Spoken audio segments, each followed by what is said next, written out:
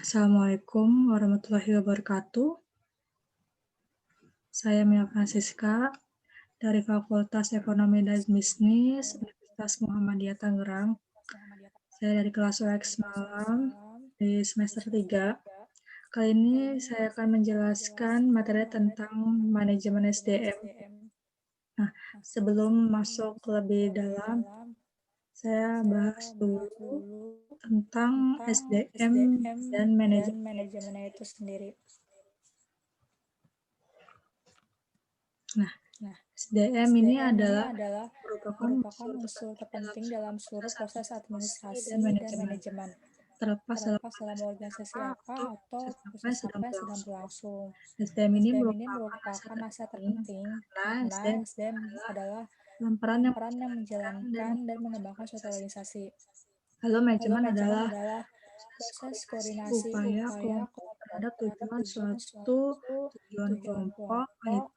Nah, kaitannya dengan suatu perusahaan adalah eksistensi suatu perusahaan akan dilihat dari SDM-nya seperti apa, capability atau tidak, seperti itu.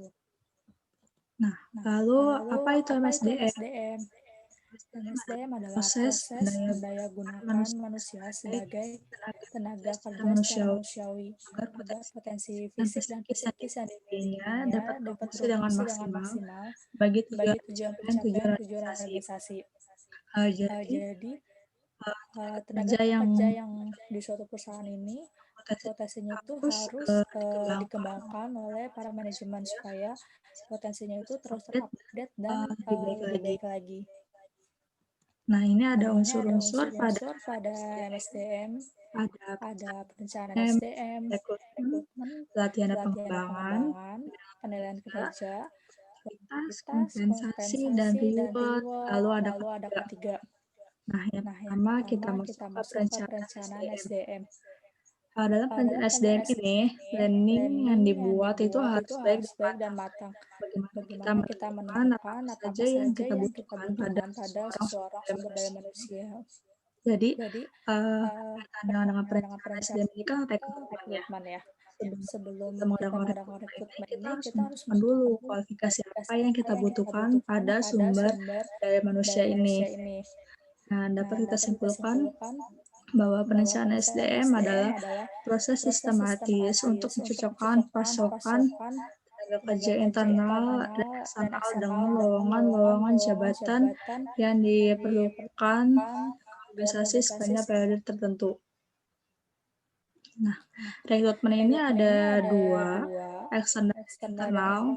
Yang pertama kita bahas eksternal dulu, yaitu pencarian kandidat karyawan dari luar perusahaan.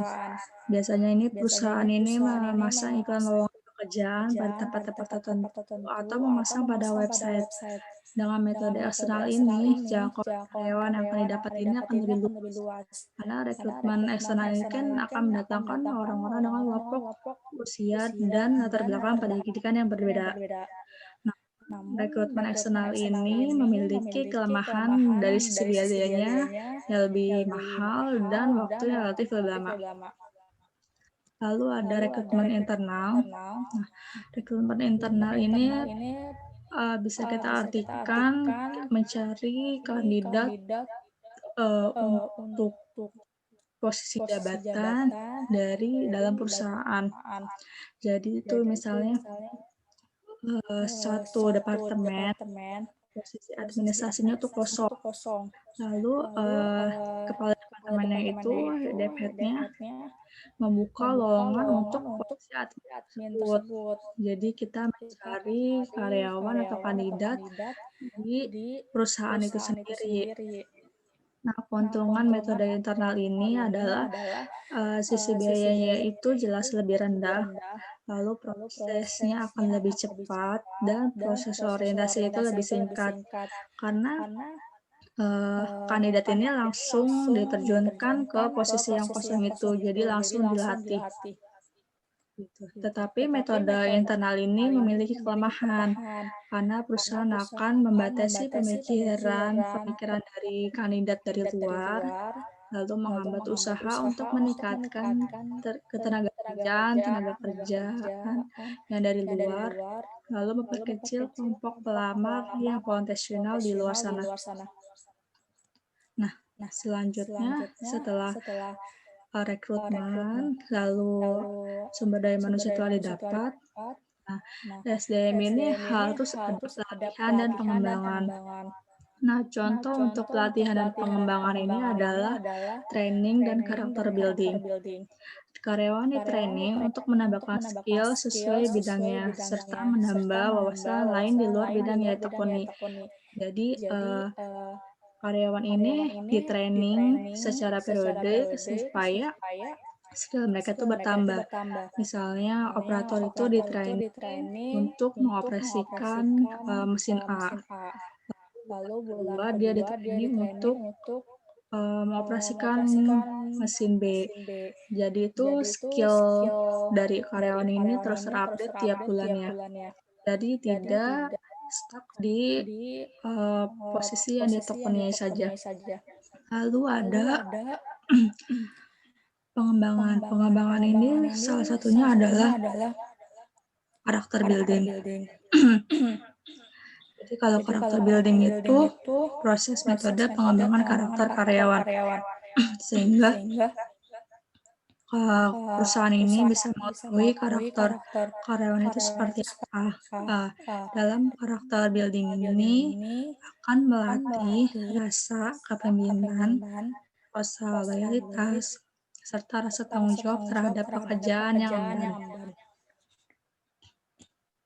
Selanjutnya, setelah itu ada penilaian kinerja atau PA, Performance Appraisal, yaitu penilaian hasil kerja, bagaimana seseorang melakukan pekerjaan yang ia lakukan secara efisien.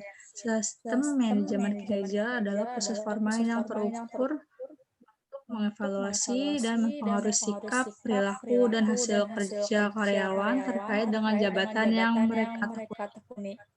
Nah, penilaian kerja ini harus memiliki standarisasi. Jadi, perusahaan itu harus memiliki poin-poin apa yang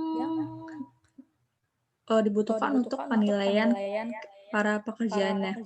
Nah, penilaian kinerja ini harus dilakukan secara periodik agar bisa terevaluasi dengan baik. Nah, setelah itu ada kompensasi dan reward. Dua hal ini menjadi suatu kegiatan penting sebagai investasi terhadap karyawan.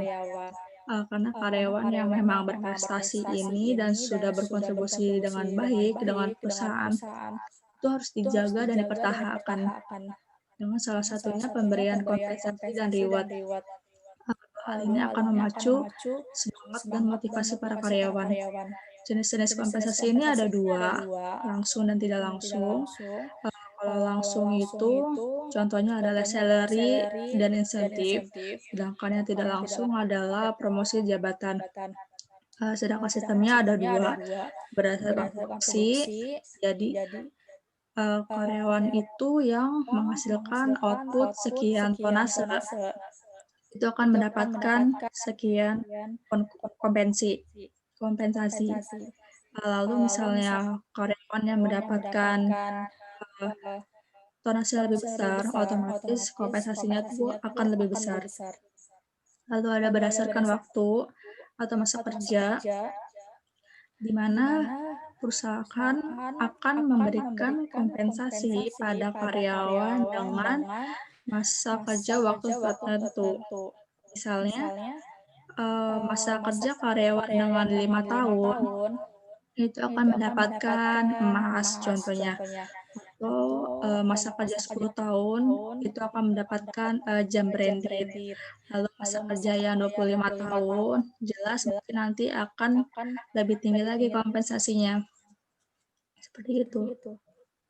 Nah, selanjutnya adalah produktivitas. Bagaimana karyawan ini bisa produktif dalam menghasilkan output sesuai target yang telah ditentukan. Nah, produktivitas ini harus dievaluasi secara periodik. Apakah karyawan berproduktif dengan baik atau tidak? Jadi misalnya di bulan pertama produktivitas karyawan itu bagus, menghasilkan output yang sesuai dengan target. Lalu di bulan kedua kita harus cek lagi, apakah produktivitasnya lebih baik atau menurun. Jika menurun itu, manajemen harus mengevaluasi apa nih yang kurang dari karyawan, seperti itu.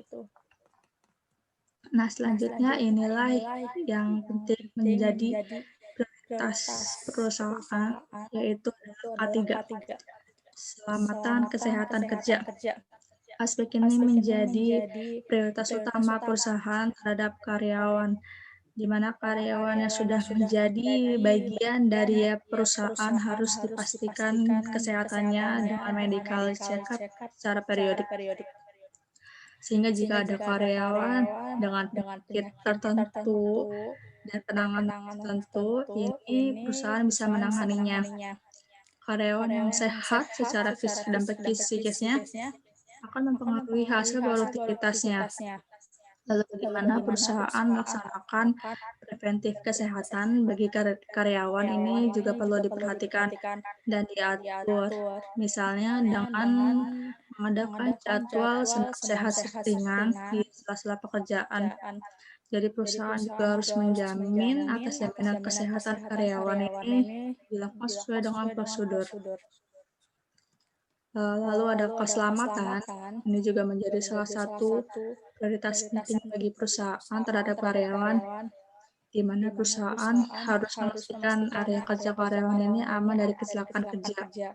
Lalu karyawan juga harus beritahu tentang unsafe condition, mana tempat kerja mereka ini aman atau tidak, sehingga karyawan itu bisa menghindari kecelakaan kerja. Nah, hal ini dilakukan perusahaan agar semua proses produksi, proses berlangsungnya perusahaan itu bisa berjalan dengan aman, kondusif, dan selamat. Nah, itu tadi adalah materi seputar manajemen SDM. Semoga materi yang saya sampaikan ini dapat bermanfaat bagi para pendengar. Saya mohon maaf apabila ada kesalahan kata dalam menyampaikan materi ini. Semoga kita selalu diberikan keselamatan. Terima kasih atas waktu dan perhatiannya. Terima kasih. Wassalamualaikum warahmatullahi wabarakatuh.